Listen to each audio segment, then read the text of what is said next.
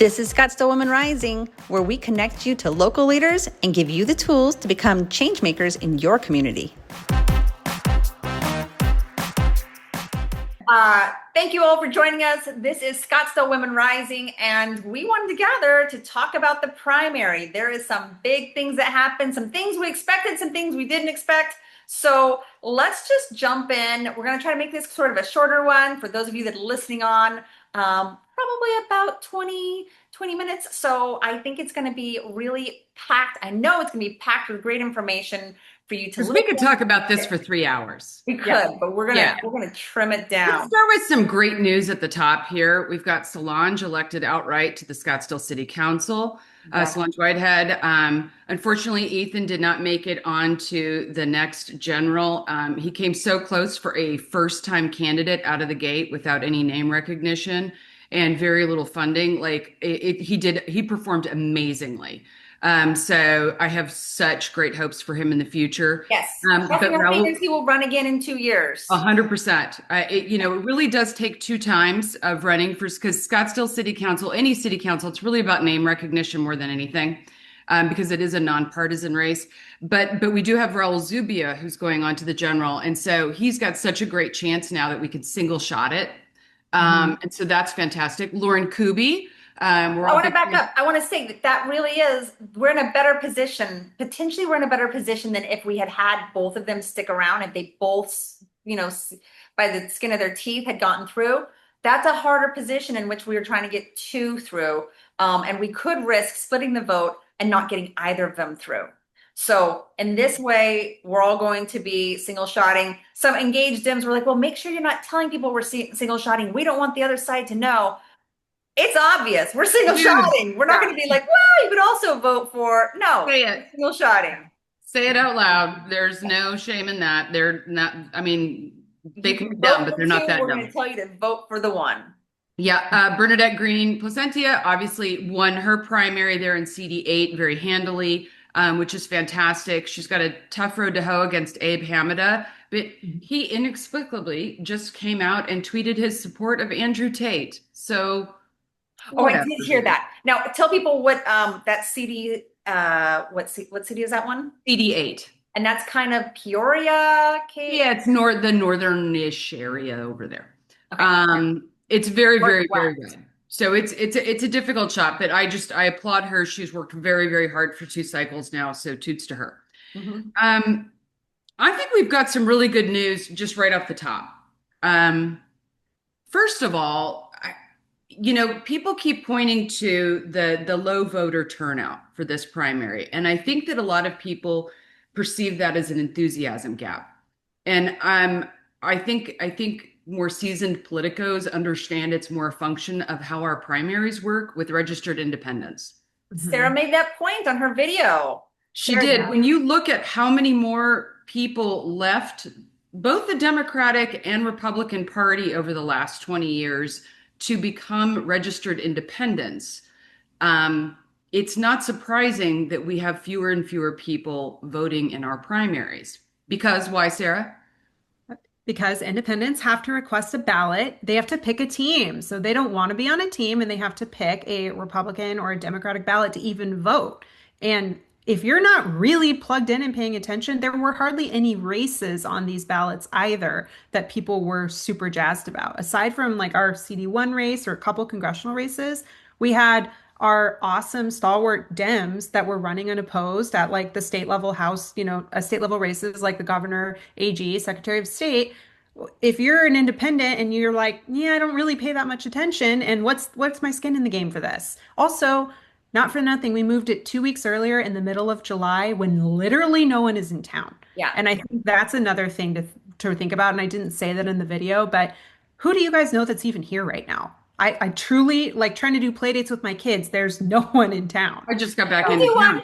Yeah. Yeah. So here's the other important thing about that. It's not like we want the primaries to be in August, like when school's back in session, because you want a slightly longer general period so that you've got that time to get out there and message. But it does.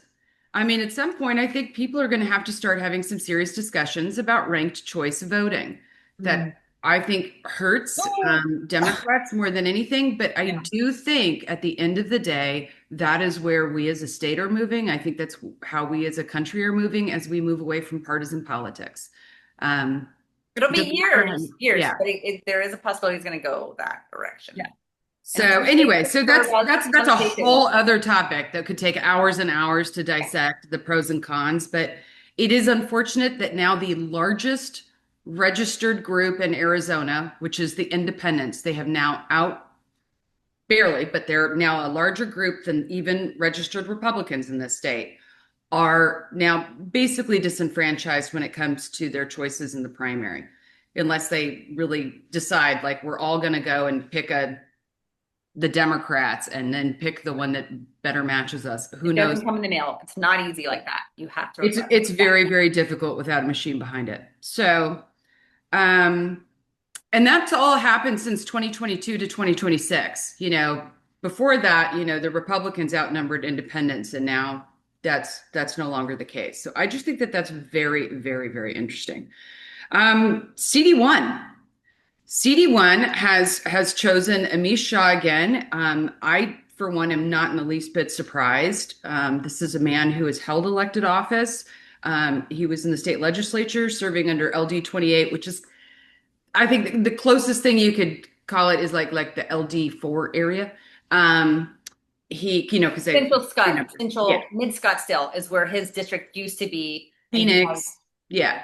So he has knocked a lot of those doors and created relationships and reputation amongst some of those voters from years past. He's an incredible canvasser. He's somebody who really gets out there. And I was talking to Shea yesterday about why that is such a strong selling point for independents here in CD1. And what's the one thing, the biggest complaint amongst everybody that isn't like a hard right Republican of CD1 is that they feel like they haven't had representation in DC. They don't even have it here. They've got this guy that does not meet with his constituents, does not reply to them. They're standing outside on the street protesting every single week for how many weeks on end? To try and get some response from this guy who will not host a town hall, not even a phone town hall. He simply does not meet with people. And when you juxtapose that with a man who honestly kind of got on the wrong side of the DCCC and the party backroom dealers because he didn't want to spend his days cold calling for donations, because he was literally out on the streets, knocking on doors, talking to those very ignored constituents. And I really feel like that is such an opportunity and a messaging point that independents, moderate Republicans, and Democrats alike can really get behind, is that accessibility and somebody who wants to know what you and me, what we are all thinking. Mm-hmm. And to me, that kind of that makes me feel really good about what the primary voters chose and why. And I think it's a really great thing to lean into in terms of getting him to victory in the general. Yeah. Yeah. No, statewide, he's known for knocking doors. And there are some times that engaged Democrats are like, well, he's not coming to our meetings, because there are so many meetings from South Scottsdale, North Scottsdale, Cave Creek, Fountain Hills. There are so many groups, probably 8 or more groups. And the truth is he made a choice to not, those engaged Democrats, it's a small bubble of people. It's very, very time consuming to go to these events. There's a couple every single week. And he has really decided to focus his energy on going out there and talking to the constituents, not, the everyday independents. So this is and the rank and file Dems who are not as engaged. Yeah. And honestly, it's not a bad choice and it's not a bad strategy, because he knows that even if, like in the last cycle, I was a big Connor O'Callahan fan. I can't walk myself back from that. I was pretty out loud and proud about it. But he also, I'm sure he knows, and if he didn't, he should. Had I still lived in CD1, I would have voted for him. I would have put his sign in my yard, period. Like, there's no choice. Like, if you are truly believe in the Democratic Party principles and values, I don't care who your favorite was in the primary. You better get your butt in line, get on board, This is what we're doing. So can we address the elephant in the room? Because I've had some friends call me going, but Shea, some of these ads, some of these mailers. Now we also know Jonathan Treble had a PAC that came in and spent a lot of money against Amish because he knew that Amish was the one that he needed to beat. And so there was a lot of negative attack ads. So do we kind of, I can't say that I saw all of them. I saw a very small percentage of them. Do we take them with a grain of salt? Do we understand that there's background to there are people Look, that I think at the end of the day, first of all, I think I would like to qualify that. I don't know Jonathan Treble, but candidates cannot coordinate with PACs. So presumably, I'm going to assume that he also followed the law and that those attack ads were not written by him or directed by him because they were done by an outside group. So that's first and foremost. But second of all, I would like to think that the Democrats, especially of CD1, they tend to be wealthier, educated, involved, knowledgeable. They read the news. They're not dumb. They're not dumb. Like you can send me stuff and I'm going to be like, whatever, this is a spin of something else. And at the end of the day, I have faith that they are going to get themselves together, basically. 100%, 100%, Yeah. and for good reason. He's a good candidate and he's going to be a great congressman. And I think too, another point that I'd like to make, and I've made it privately and I haven't been able to do so publicly because Shea and I are involved with a PAC that is working on CD1 and messaging. And so we really couldn't come out and talk about like the pros and cons of specific candidates in the primary or who we liked and who we didn't like. And I'm going to leave, a ranking of that and all of that to the side because it's irrelevant. But I think that there are an awful lot of really strong reasons why Amish Shah is an excellent choice. He was one of the state legislators in a very divisive Republican-led state legislature who was actually able to get bills passed and through. We have a hard time getting a bill seen and heard in committee, much less out of committee and then voted on by the state legislature and passed. And that's some wheeling and dealing. That's some ability to get some stuff done that is pretty impressive and it's rare. And he's been able to do that. Second of all, he's extremely educated. He's a medical doctor and he's going against a dude that kicked a ball for a living, who knows nothing and lives far outside of our district boundaries and doesn't know anybody. If I'm going to send somebody to Congress who I think has a shot at getting put on the Health and Human Services Committee, who's going to look at, I don't know, solving a problem like funding Medicare for the future, my choices are an incredibly bright guy who's proven he can pass bipartisan legislation and knows healthcare. Signed more bills into law in Arizona than any Democrat in the last decade. Yeah. So that's my choice: is him or Jay Feely. Oh yeah. There's no choice. There is literally no choice. Yeah. Absolutely. So I would say unto you, I don't want to see reluctant support after a bruising competitive primary. I want to see enthusiastic advocacy to get this seat flipped. I have my sign up. Yeah. And the last thing I want to say before you jump in here is it's not about flipping the seat from party to party. I think Arizona has shown us, I think CD1 knows, we don't really care about partisan politics. And what we want to do is we want to flip it from a lack of advocacy and transparency and somebody that meets with us to the opposite of that. And that is Amish Shah. Yeah. 100%. I totally agree with that. And I think to add to your point, Jennifer, is I think there's a lot of talking going on about like, we got to flip Congress, right? We want to flip Congress. What a flipped Congress is going to look like is not going to be an environment where we've got such a massive supermajority that we don't have to be able to work with the other side. So somebody like Amish is going to make good on the promise that I, as a Democrat, am a little bit worried about of we're going to flip Congress and then be like, oh, we caught our tail. What do we do? We've got someone going in there who knows what to do and can be that fighter for us. And so it makes me feel excited to vote for someone who I believe can do the hard work. That's not always going to make you everyone your super fan, because there are going to be things he's going to have to compromise on, but we want results. We want someone who can actually change things. He's someone who can do that. And And I so, want to be clear, I could have said really positive things about any of the other Sure. Sure. candidates from the primary. Yeah. These are my positives for Amish, and I stand by them and I mean them. And yeah, and I think that if people really sit down, they could tell themselves the same thing, regardless of how they felt coming into the primary election. Yeah. absolutely. On here at this moment before we move on, well, we're not going to move on just so I do want to say a little plug.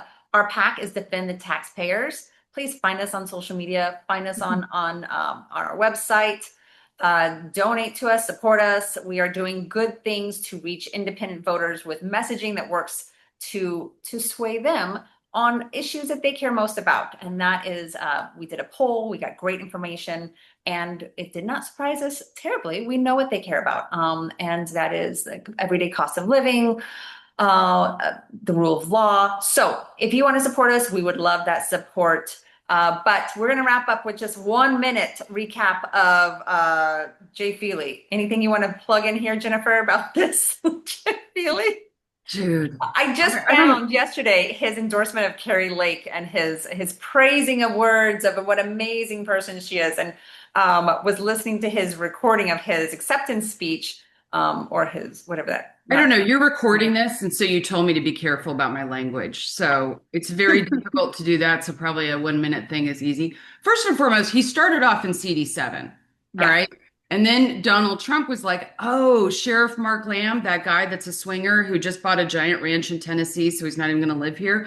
I prefer Mark to win in that race, because I like all the sex texts and the swinging. So I got to stick with Mark. So Jay, I need you to move That over. reminds me. I think their life is the real life Hunting Wives. If you haven't watched Hunting Wives, you've got to get on the bandwagon and start watching Hunting Wives. And I have a feeling this guy is basically that story. It's literally like we have reality TV for our Republican candidates in this. Yeah, it is. It's Yeah. just like No, central casting. It's so bad. not the real housewives of Arizona. It's the real nut jobs of Arizona. So he moves Jay Feely over to CD1. Of course, and a lot of people say, how is it legal for him to run in CD1? You can live anywhere you want in the state of Arizona and run for a different congressional district. Yep. You're not supposed to for a legislative district. Now, that's not true because Rachel Keschel doesn't live in her district and Wendy Rogers notoriously doesn't live in her district. But we don't have actual laws that are enforced here in this state. But for Congress, you don't have to live in your district. And so I think Jay Feely lives in Gilbert. Yeah. Like he doesn't live anywhere close to CD1. So, I mean, I'm sure he's come up here for dinner or something, but Yeah. like that's it. And to fundraise because they all come here to fundraise. So Jay Feely was a kicker, I think, for the Cardinals. Yeah. Does anybody know what team he was on? Okay. Cardinals. I read a stat someplace that was like on average, he played less than like 46 seconds a game. I guess there was some important game that, like, because of him, they lost, like some playoffs thing. Anyway, he's a kicker, like the guy that kicks the field goals. I don't even Got that. Yeah, I'm not really a football person. I also don't think Picking up on that. for being in Congress. He has never been elected to office before. And he was endorsed by Trump. So he is definitely like, he's going to get into Congress and I mean, let's be honest, does he have a brain cell in his head? I don't know. I just know that it doesn't really matter because he is literally just going to toe the party line and do whatever he's told. Well, he came out, and like I say in his speech the other day, he came out swinging against teachers. Do we have to be going back and really teaching about slavery? I'm a Republican. I'm forward thinking. I look towards the future. It's like you come out swinging against teachers. Wow, and the common sense of teaching history. So we'll wrap. Meanwhile, you have Andy Biggs, who won the Republican primary for governor, who came out and started tweeting praise of John McCain. Like anybody's buying that, Andy. But that I think is fascinating, y'all. When Carrie Lake won her primary, she did not come to the middle and try to grab more of those independents and stuff, which obviously was a terrible call on her part. But Andy saw, like, there's no way I have a path to victory if I don't leave the far, far fringe right where I sit with my election denying January 6 loving, cabal over there. So the first thing he does is he's like, the McCain Republicans are with me. And you should see how he got ratioed on Twitter. It is a delightful thing. Because not only did like the crazy Republicans pillory him for that, because they're like, how dare you? McCain's a traitor. He's a rhino. Yeah. So they hate him for it.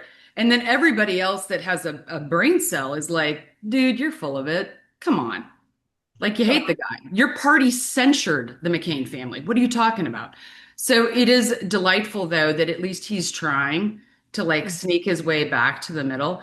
Best case scenario, I think Sarah's mentioned this before on one of her reels, for Katie Hobbs, Chris Mays, Adrian Fontes, was to have the craziest of the crazies win their primaries. Yeah. And it happened. So we're sitting pretty. We are sitting pretty across the board. I'm not saying it's an easy win on any of these. For CD1, CD6, any of our big state races, our LD4, LD17s, our swing legislative districts. But I am saying they're all doable. They're gettable as long as we don't mess up. We continue to advocate. We donate. We get out there. We help. You get those yard signs. You do something. 100%. Can we speak for a second about our different LDs that you mentioned? So LD3 is the North Scottsdale going into Cave Creek, Fountain Hills. So that is LD3. That is Crimson Red. We have some great candidates running up there: Rick Spargo, Julie Gable, one other person, Sarah. Who else? Rick Spargo, Jeff Fortney. Jeff Fortney. Yeah. Who was on the Cave Creek School District. So he's been elected before. So super red, outstanding candidates.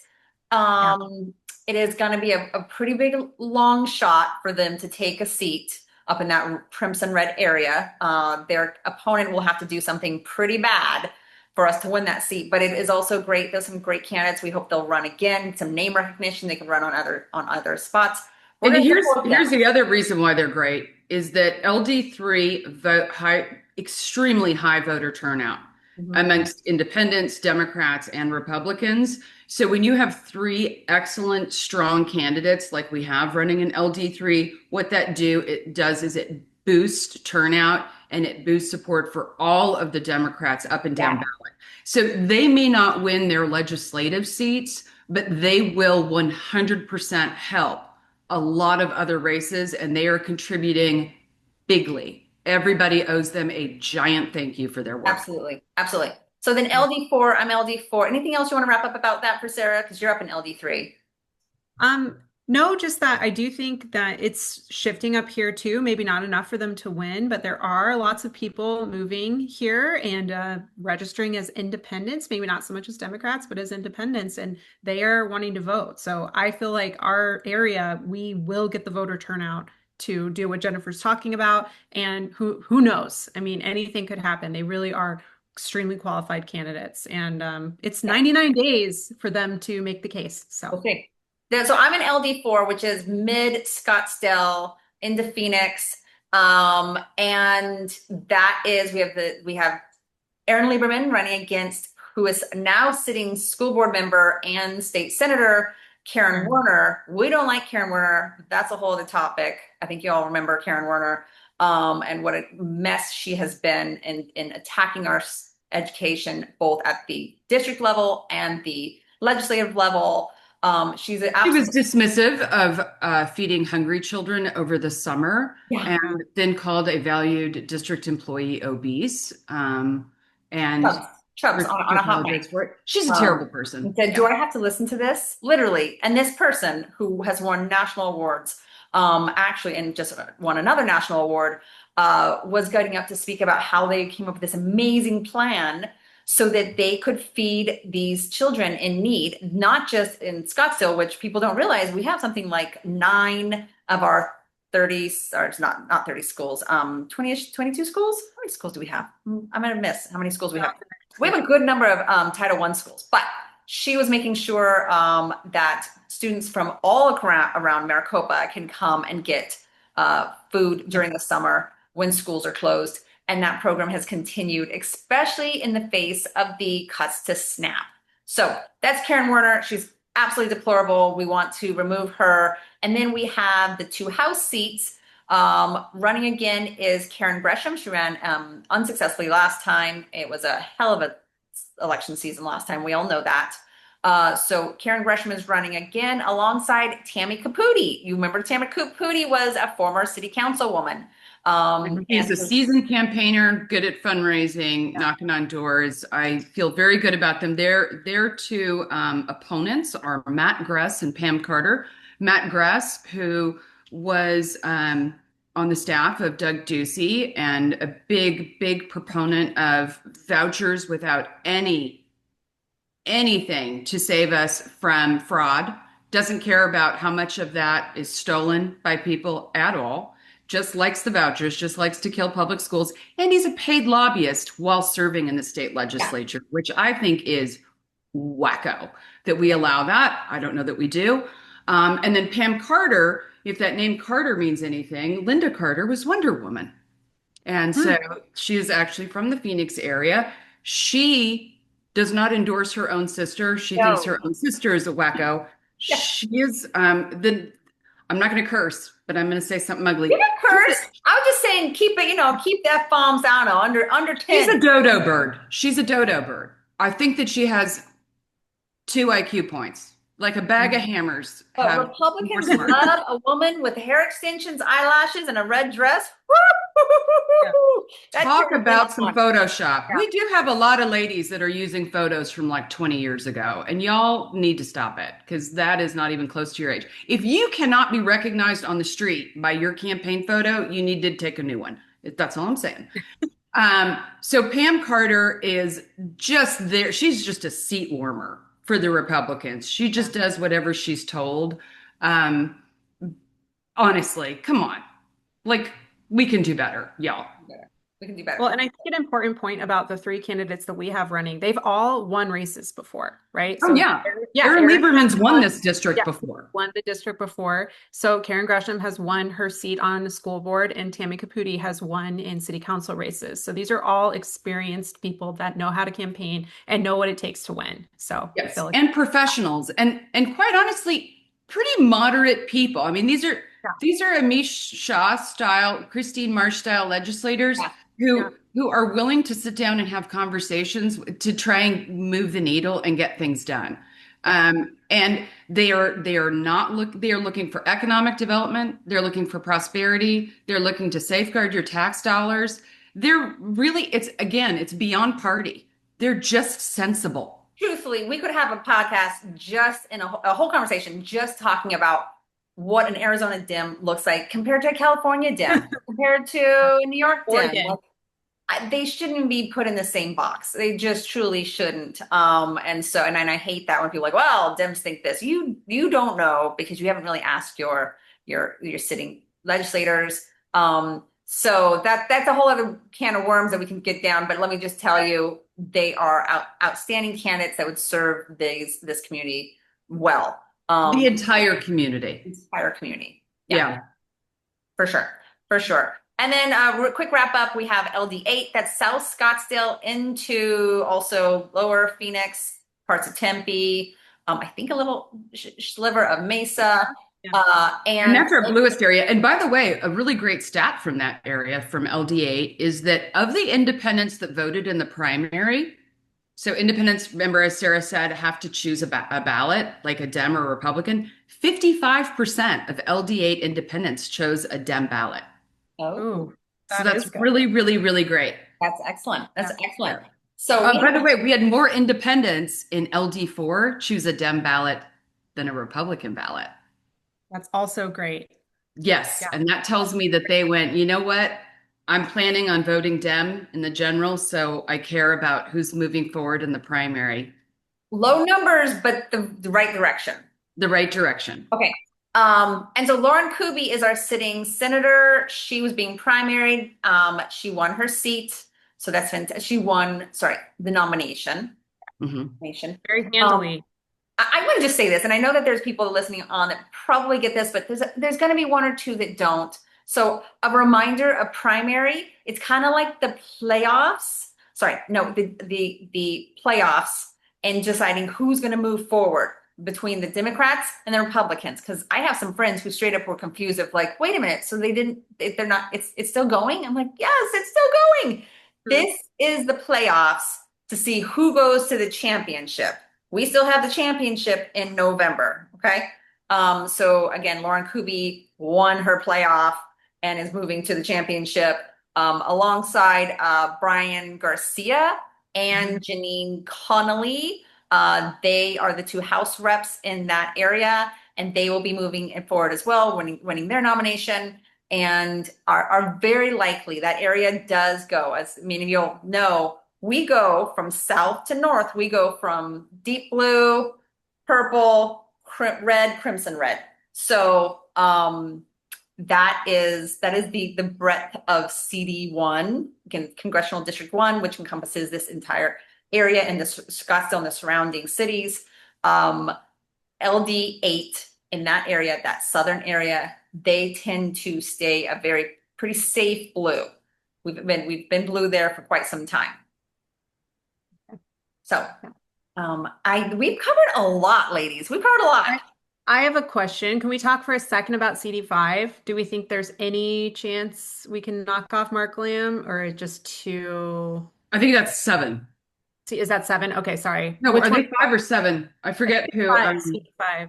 Now, who is that running against the nurse? Who? Elizabeth Lee. Yes. Yeah. And I met her. She's outstanding. She is. I wish I could say that,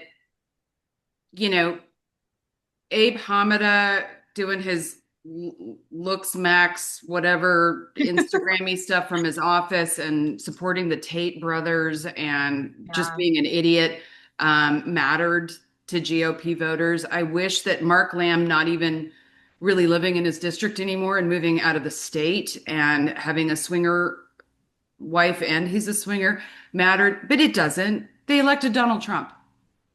Yeah. Like, they don't care. So the same values and ethics that you would go, oh God, no, I don't care that you're, quote, in my party. I don't like you, like, yuck. It clearly doesn't apply to them. Yeah. I guess I was just wondering if we knew, and that's okay if you don't know, I'll look up as well, like what the breakout percentage wise is, like how much independent Dem. Oh, it's massive. It's massive. It's not a lean red. It's red. Okay. What It's area? red. Can you give me the Okay. cities that kind of encompasses, so I can know what cities? Like, part of it's in Florence. Okay. Yeah. Like, Gilbert, Queen Creek. Yeah. Boo is red. It is red. And again, like there's always going to be the Dems that are going to come to you and they're going to be like, well, you guys need to get that information out. You need to tell them, all these different things. They don't care. Everybody knows that Donald Trump had to pay millions of dollars because he raped somebody. Yeah. These people don't care. So you can It's crazy. take billboards That's out. Mormon bill. I mean, that's a heavy Mormon, isn't Right. it? Oh yes, but they still don't care. Andy Biggs is Mormon. Yeah, they don't. I believe Mark Lamb is Mormon. Is he? Okay. Yeah, but obviously not. I mean, I don't want to disparage an entire religion because of the poor behavior of a few. Oh, no, absolutely. But my point is, I mean, because there's some bad Episcopalians out there, I'm sure. I don't know where, but I'm sure they're out there. They probably drink too much. Who knows? But my point is that they're committing tax fraud. That's what they're doing, the Episcopalians. But what at the end of the day, like, it's just not. I think the only thing that moves the needle for them is, this guy is costing me too much money. Okay. And they don't see the connection between the $3,800 each one of their houses is going to have to spend extra this year in Donald Trump's tariffs, or the $2,500 they spent last year on tariffs. 3,800 is the estimated. 3,800 is the estimated expense per average household in 2026. In 2025, it was closer to 2,500. So that is what the average tariff. That does not include inflation. That does not include fuel prices because of this ongoing, are we at war again? Are we not at war? Are we at war? Are we not at war? That seems to flip every hour because they've got a real good plan. All of that kind of stuff. It's like there's a there's a disconnect, and it's not as though that information isn't available. They can't see it. They don't have access to it. Um, Okay. like they just are who they are. And I think that I'm not saying you give up, just like we don't give up in North Scottsdale, and we still run good, qualified, extraordinary candidates up there. Yeah. But keep your expectations very, very, very low. But Right. CD1 and CD6, 100%. Siscomani is going, And and that's two Jay sons. Feely is 6 not two going to sons. be successful. Yeah. By hook or by crook, y'all. That is Yeah. happening. Yeah. Arizona is flipping 2 congressional districts, and you heard it here, and that is happening. And I want to tell you guys, I am moving. Jennifer and I are honored to be working. There are some PACs that have come to us asking for messaging based off of our polling, and we've been able to do some really great work. And there's going to be some great things coming out. Some rolling billboards you'll see around town, both in the Tucson area and in the Scottsdale and Phoenix area. And they're going to make you laugh. We've had a good time creating some of these ads, and we're pretty proud of them. A big shout out to Rob Valls, who's a former candidate for Scottsdale Unified School District, who's done some extraordinary work with some data research for routes for these. He does deep dives into numbers, and we so appreciate him and his work on that. But there are a lot of people from a lot of places that you've never met that are super interested, and they're super excited for us, and they are invested. They are meeting with us every week because they know these 2 congressional districts, CD1 and CD6, can flip, and they are all in. And they've got the entire country to go play in, and they want to play here. That's how positive they are. And so please think every time you go out and put in a sign or make a donation or put that yard sign in your yard, you are making a difference. It's not just to be like resist. You're actually moving us closer to victory. It's actually helping, and it's going to work. 100%. And I haven't been able to say that in 20 years of campaigns, that we're actually going to win after all this work. And I'm so excited about it. I can't even tell you. Jennifer I don't want to call you a pessimist because you're not. Oh, I'm so negative. Yeah. I'm a negative It's Nelly. like, I don't even know what to do right now. You're being so positive. I think I'm the optimist. You're Yeah. a little bit on the pessimist side. Sarah, you're right in between the two of Yeah. us. Yeah. I'd say that. We're a nice balance. We are a nice balance. But the fact that Jennifer McDowell is like, we can do this shit. Yeah. It gives me a good reason to wake up in the morning and get back to work. Which we woke up this morning. Sarah and I woke up this morning at 4 a.m. to meet each other at 4:45 at our good friend Emmy's house to pick up the signs for Jennifer Johnson, who's running for school board. And we worked all through the morning, put on, all around, I think we got about 25 signs put up. Yeah. So keep your eye out for those. We worked 5 hours yesterday on a Sunday on our ads. Yeah. So action steps right now. What do we want people to be doing? The first thing is The easiest thing is a yard sign to me. Yes. If you live in Scottsdale, you need to have a Zubia sign in your yard. You need to have an Amish Shah sign in your yard. And if you're an LD4, I definitely think that you ought to consider some signs. And if you don't want to put one in your yard, that's fine. Can you use it as your car visor for your sunscreen in the parking lot? But you need to do something that is so much more personal than the street sign. It shows that you personally endorse these people. It's a big deal.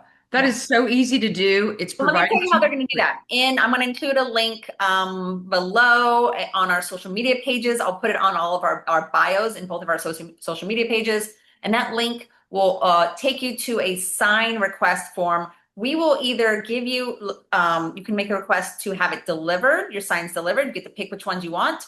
Or you can find out where our sign depots are. We have 4 throughout the city, and you can come by and pick up what signs you would like. And you should pick it up because the people who are sign depots are already doing a lot of other work. Don't make them drive to you. Come on. We'll do it if we have to. We just so that's an easy first step.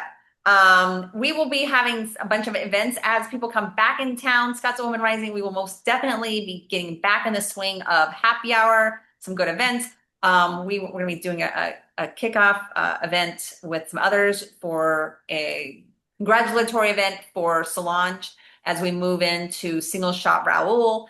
So keep an eye out on the newsletter. Last thing, newsletter. A lot of people have expressed, hey, I used to be getting your emails. I am not getting them anymore.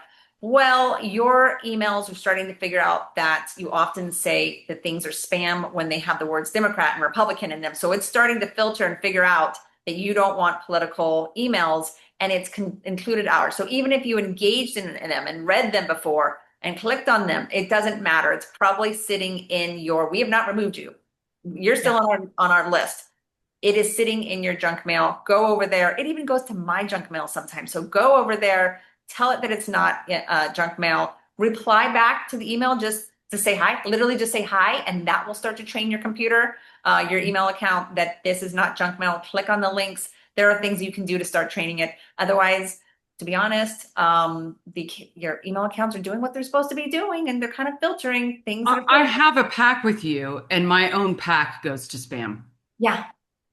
Yeah. So help us out if you want to stay informed, or of course, please get on our social media pages, like them, favorite them, comment on them, help them spread. Sarah's got an amazing page herself.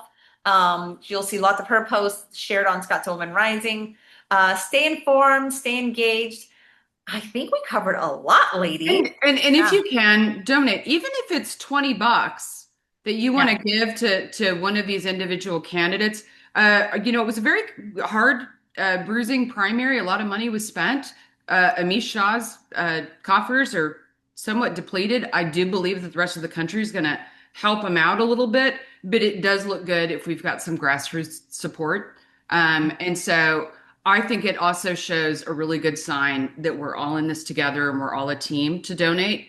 And despite how much I've already given to a PAC to try and message for him, I'm still going to donate. Yep. So now that the primary's over. So I really hope and encourage everyone to do that. It's really important. Yeah, absolutely. It really is. Okay, ladies, great chat. Always fun. Always fun to see your faces. And we will do this again. Thank you all for joining us. And be on the lookout for our newsletter. Talk to you soon. Talk to you later. Bye, Thanks. ladies.